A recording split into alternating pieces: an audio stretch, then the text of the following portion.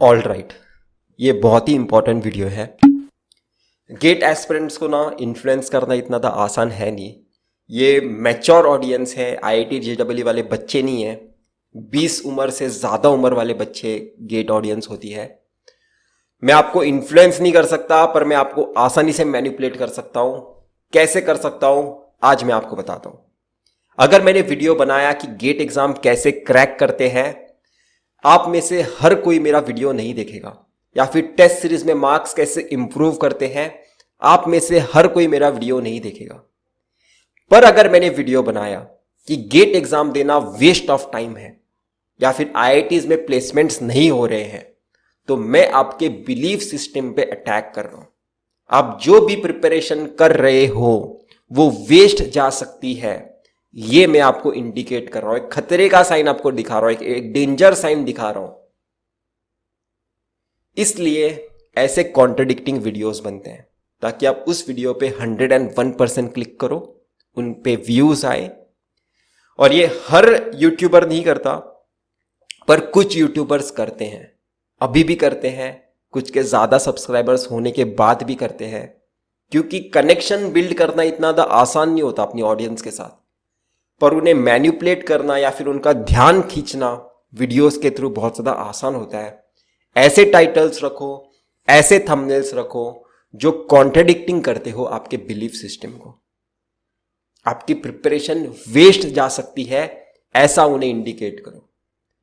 तो कुछ बातें रखता हूं आपके सामने कि गेट एग्जाम देना एक्चुअल में वेस्ट ऑफ टाइम है क्या।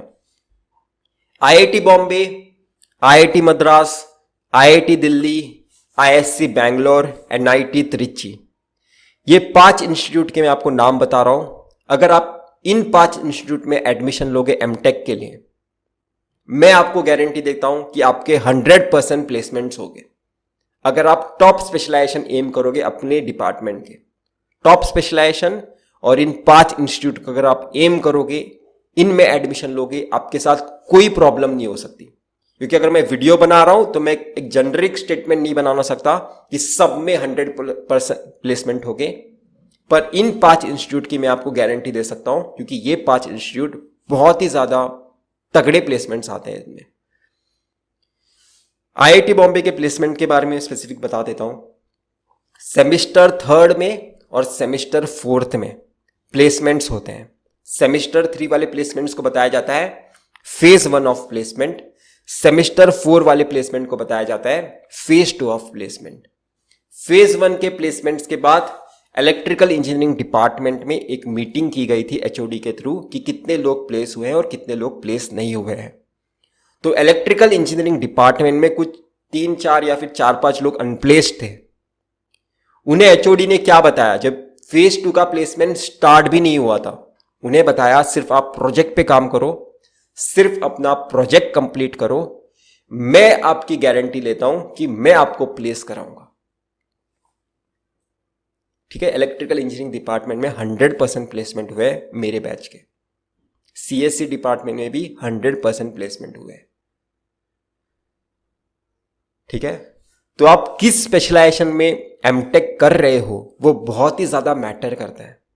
अगर आप कोई इंटरडिसिप्लिनरी ब्रांचेस भी कुछ हैं जिसमें बहुत ही तगड़े प्लेसमेंट्स होते हैं, तो आपको अपने सीनियर्स से बातें करनी चाहिए कि मुझे कौन सा स्पेशलाइजेशन ऑप्ट करना है, कौन सा नहीं करना है, कौन सा पीएचडी के बाद मेरे चांसेस इंक्रीज कर सकता है, कौन सा एमटेक में ही मेरे चांसेस इंक्रीज कर सकता है, यह आपको पता होना चाहिए।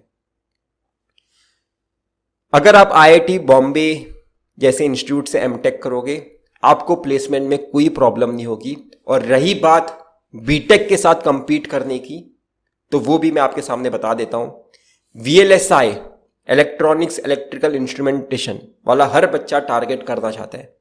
कभी सोचा है कि हर क्लासेस वाला वीएलएसआई क्यों टारगेट करने बोलता है, फिर एमएलएआई ही क्यों टारगेट करने बोलता है?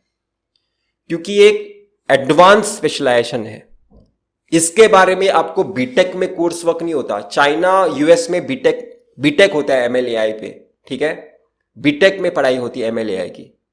पर इंडिया में मेजॉरिटी ऑफ द कॉलेजेस में, इवन आईआईटीज में, एमएलएआई का कोई ऐसा स्पेसिफिक कोर्स वर्क नहीं होता है। लोग एडिशनल इलेक्टिव लेके करने की कोशिश करते हैं, पर अगर आप अच्छी तरीके से एमएल एआई में प्रोफाइल बनाना चाहते हो, कुछ अच्छे प्रोजेक्ट करना चाहते हो, तो वो ज्यादा से ज्यादा पॉसिबिलिटी है एमटेक के थ्रू करने की।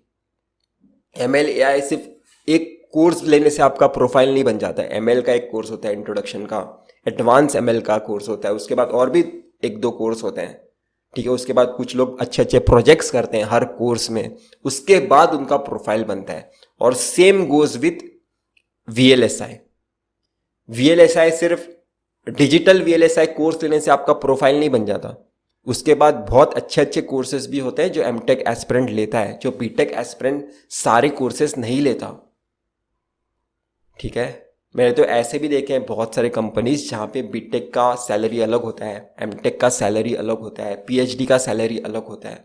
तो उन्होंने एक स्पेसिफिक जोन एस्टैब्लिश किया है कि मैं एमटेक इस काइंड ऑफ जॉब के लिए एमटेक वालों को लूंगा,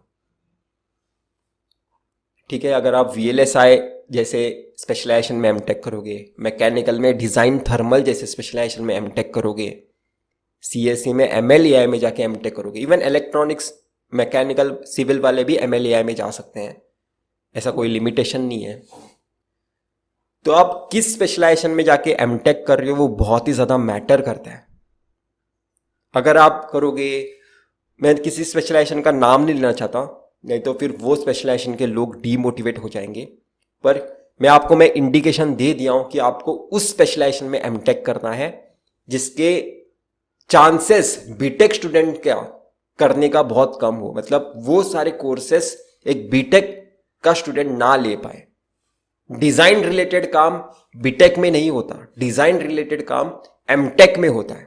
तो इसलिए एमटेक स्टूडेंट्स को 100% प्लेसमेंट मिलती है जो भी डिजाइन फील्ड में जाते हैं। मैकेनिकल का भी डिजाइन बोल रहा हूं, वीएलएसआई का भी डिजाइन के बारे में बातें कर रहा हूं। बिल्कुल भी टेंशन मत करो, एचओडी भी तुम्हारा रिस्पॉन्सिबिलिटी लेगा अगर तुम एक अच्छे कॉलेज में होगे तो। इवन जिस प्रोफेसर के अंडर तुम काम कर रहे हो, मैं ऐसे भी प्रोफेसर्स देखे हैं जो बच्चों को बोलते हैं भाई तू प्लेसमेंट में बैठ मत, मैं तेरा खुद प्लेसमेंट कराऊंगा, क्योंकि जो प्लेसमेंट होगे तुझे पता भी नहीं होगा कि तू किस ग्रुप के साथ काम करने वाला है या फिर कंपनी के किस हिस्से में जाके काम करने वाला है। हो सकता है तुझे जॉब तो मिल जाए पर बाद में जाके तू ना खुश रहे। तो मैं तेरा अंदर तुझे लेके जाता हूं, उस ग्रुप के साथ 1 वीक स्पेंड कर, उसके बाद तू डिसीजन ले कि तुझे इस कंपनी में काम करना है कि नहीं। मतलब इन प्रोफेसर्स का भी कोलैबोरेशन है बहुत सारे कंपनीज के साथ, और ये प्रोफेसर्स भी आपको कंपनी में डायरेक्टली लेके जा सकते हैं, आपको प्लेसमेंट में भी बैठने की जरूरत नहीं है। ऐसे कुछ प्रोफेसर्स होते हैं, पर हर आईआईटी में ऐसे प्रोफेसर्स होते हैं जिनके कोलैबोरेशन होते हैं कंपनीज के साथ। तो आईआईटीज में अगर एमटेक करोगे तो कोई वरी करने की जरूरत नहीं है। और रही बात बीटेक वालों से कंपीट करने की, वो आपको कंपीट करना पड़ता है रिटन टेस्ट में। इंटरव्यू में एमटेक एस्पिरेंट हाईलाइट होके दिखता ही है, क्योंकि उसका रेज्यूमे में उसने बहुत सारे अच्छे प्रोजेक्ट्स किए होते हैं। हर बीटेक एस्पिरेंट बहुत सारे प्रोजेक्ट नहीं करता क्योंकि उनका ओवरव्यू होता है बीटेक में, पर एमटेक बहुत ही स्पेसिफिक होता है कि मैं इस चीज के रिलेटेड काम किया हूं और इसी चीज के लिए मैंने यहां पे अप्लाई किया है। तो एमटेक के चांसेस इंटरव्यू क्रैक करने के बहुत ज्यादा होते हैं, पर रिटन टेस्ट में एक एमटेक एस्पिरेंट थोड़ी डिफिकल्टी फेस करता है। तो रिटन टेस्ट के लिए पहले से ही प्रिपरेशन स्टार्ट करनी है। जो 1 महीने स्टार्ट करेगा, 2 महीने पहले स्टार्ट करेगा रिटन टेस्ट के लिए, उसका कैसे ही रिटन टेस्ट क्रैक हो सकता है, क्योंकि रिटन टेस्ट सबका कंबाइन होता है, बीटेक का भी एमटेक का भी। और बीटेक का ग्रुप थोड़ा ज्यादा बड़ा होता है, एमटेक का ग्रुप थोड़ा छोटा होता है। एमटेक में हम ज्यादा दोस्त नहीं बनाते, तुम्हारे क्लास में खुद 20-30 लोग ही हो गए। बीटेक में हम, पता ही होगा तुम्हारे कॉलेज में हर इंसान हर किसी को पहचानता है। तो जब भी ऑनलाइन रिटन टेस्ट हो रहे थे तब थोड़े कॉपी भी हो रहे थे, इस वजह से बीटेक वाले लोगों ने थोड़ा ज़्यादा डोमिनेट किया था रिटन टेस्ट के शॉर्ट लिस्टिंग में। पर जो भी इंसान ने प्रिपरेशन की थी उसे मौका मिला किसी ना किसी तरह से। वो एक बार वो रिटन टेस्ट में शॉर्ट लिस्ट होने के बाद उसने 100% उसे कन्वर्ट किया है। तो रिटन टेस्ट में आपको प्रॉब्लम होगी आईआईटीज के प्लेसमेंट में, क्योंकि आपको वहां पे बीटेक के साथ कंपीट करना पड़ता है, और बीटेक वाले थोड़े शाने भी होते हैं, वो कॉपी भी कर लेंगे आराम से, और आप शायद से कॉपी नहीं कर पाओगे क्योंकि आपके दोस्त ही नहीं होंगे उतने ज़्यादा। पर इंटरव्यू में आप दिख क्या होगे, क्योंकि आपने उसी एक स्पेसिफिक चीज़ पे काम किया होता है, बहुत ही स्पेसिफिक आपको बनना है, इसलिए स्पेशलाइजेशन है, ब्रांच नहीं आपका, आपका स्पेशलाइजेशन है। तो बिल्कुल भी वरी मत करो। अगर आपको कंफ्यूजन है कि आपका गेट देने के बाद वेस्ट ऑफ टाइम रहेगा क्या, बिल्कुल भी नहीं वेस्ट ऑफ टाइम रहेगा, आपको मजा आएगा। इनफैक्ट 2 साल या फिर 3 साल जितने भी टाइम का आप मास्टर्स कर रहे हो, जब भी वो टाइम खत्म होगा तभी आपको बुरा लगेगा कि मैं इस इंस्टीट्यूट को छोड़ के जा रहा हूं, इतना सही इंस्टीट्यूट था ये। मैं होप कर रहा हूं आपको मेरा वीडियो पसंद आया होगा। तो इतना ही था इस वीडियो में, हम फिर मिलेंगे किसी वीडियो के साथ। Till then